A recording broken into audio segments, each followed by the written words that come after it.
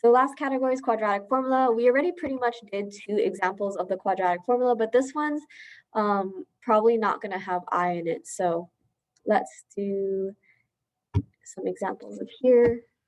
We write it out. X equals negative b plus or minus the square root of b squared minus 4ac all over 2a. Okay, so first thing you want to do is make sure it's set equal to 0. That's not equal to 0. So what I need to do is add 17 to both sides.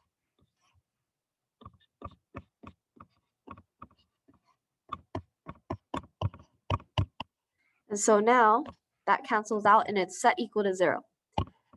So now that it's equal to 0, we have our A, B, and C. So the A value is over here. Our B value is over here. And our C value is right there. So now that we have our A, B, and C, let's plug it all into our quadratic formula.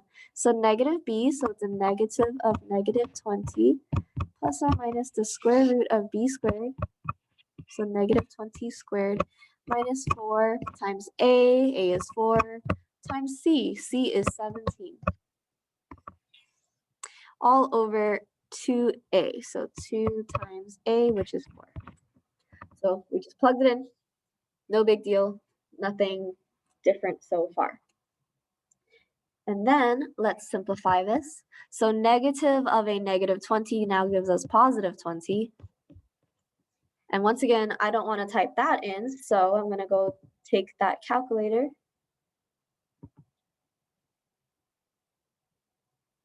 Wow, everything's kind of like all over the place. But okay, I think that's how I had it scrolled earlier. So I'm going to type in everything that was inside of our radical. So the parentheses, negative 20 squared, and then minus 4a, which is 4, and then c, which is 17. So I just typed in the inside of that square root and I got 128. So, and then 2 times 4 is 8. So this is our simplified fraction so far. And are there any questions? All right, so let me get rid of that calculator button because it's kind of in my way. All right, so now that that's cleared, let's simplify further.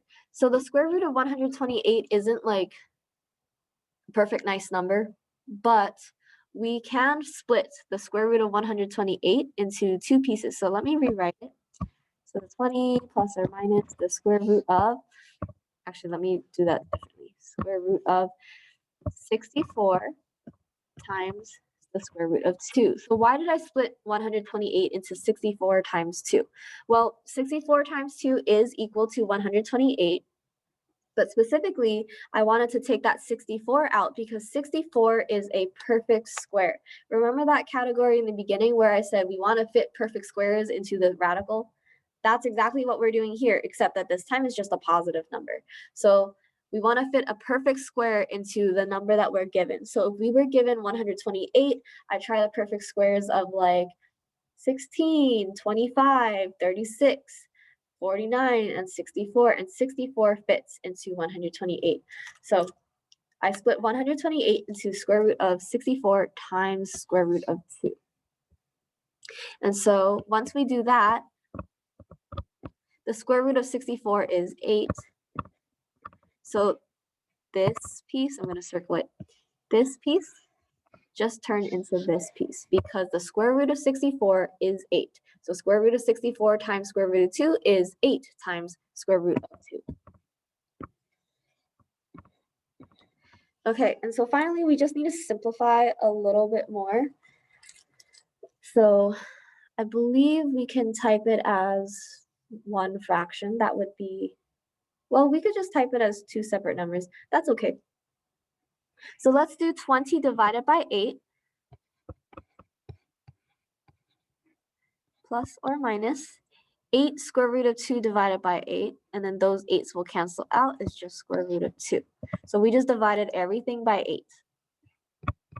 And then to simplify one more time, 20 over 8 is a simplifiable fraction.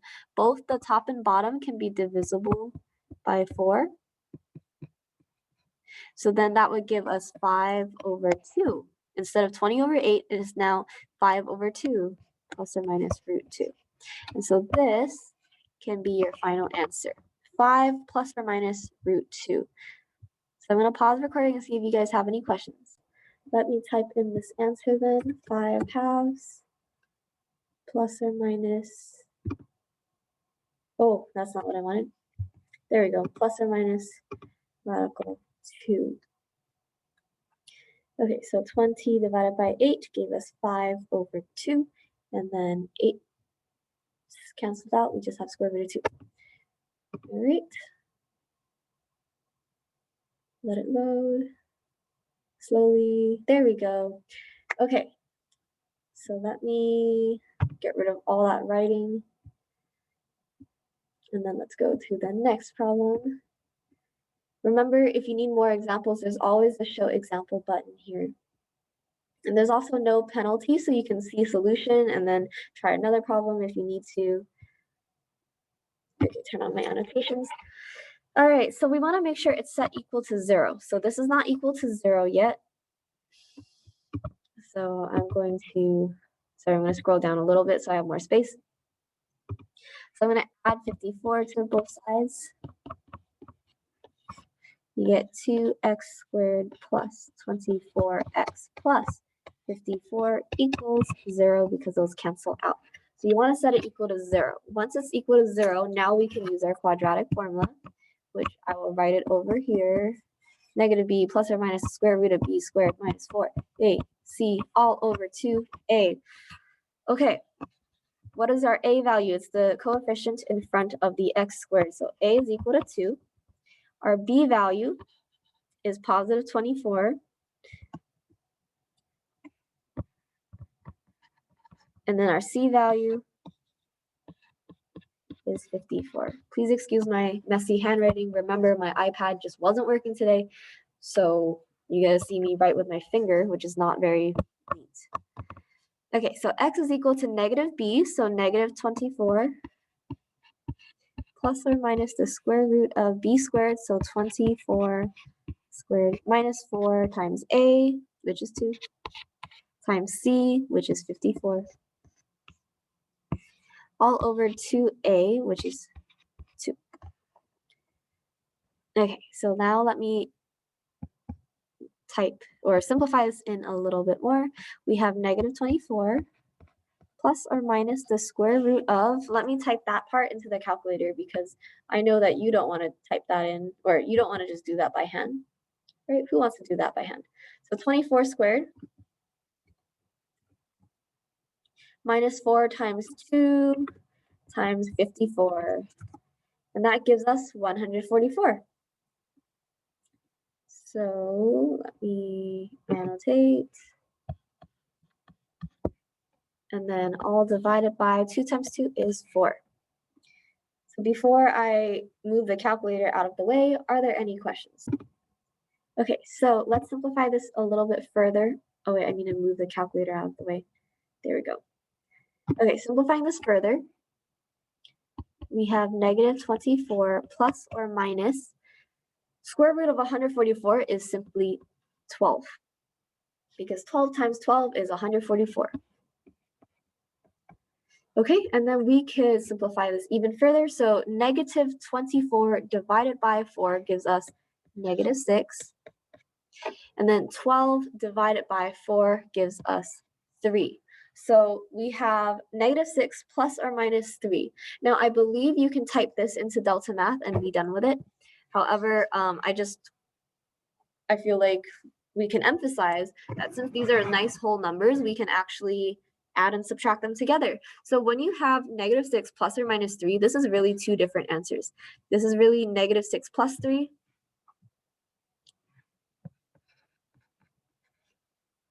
Which is technically negative 3. This is also negative 6 minus 3, which is technically negative 9. So your two answers, wow, that's not what I wanted to do. Your two answers are negative 3 and negative 9. So I think Delta Math will allow you to type in negative 6 plus or minus 3. However, technically that means your two answers are -3 and -9, like two different answers. So if you want, actually, I could try to type this in, see if that works. I'm gonna try. By the way, if you want to type in two answers, you press this plus sign and it'll give you a second box. But let's see if it will accept -6 plus or -3 as the answer. Technically, this means there are two answers, but I just want to see if this works. Okay, so it doesn't want -6 plus or -3. So that means we want to put two boxes in here. We want -3 in one of the boxes, and we want -9 in the other box. Okay? Now, before I submit, are there any questions? Let's submit. Okay, so obviously Delta Math does not want this version of the answer, so don't type it like this. You gotta type your two separate answers. So I guess you can only use the plus or minus button when there's like an I or a square root in your answer. If there's not an I and not a square root in your answer and it's just whole numbers like this, you gotta do -3 and -9. Like you have to put the two answers separately. Okay, so that was 4 total examples with using the quadratic formula, so I think that's enough, but if it's not, remember we still have 12 minutes left in class, so you can actually 22 minutes left in class, so you can let me know if you have any questions.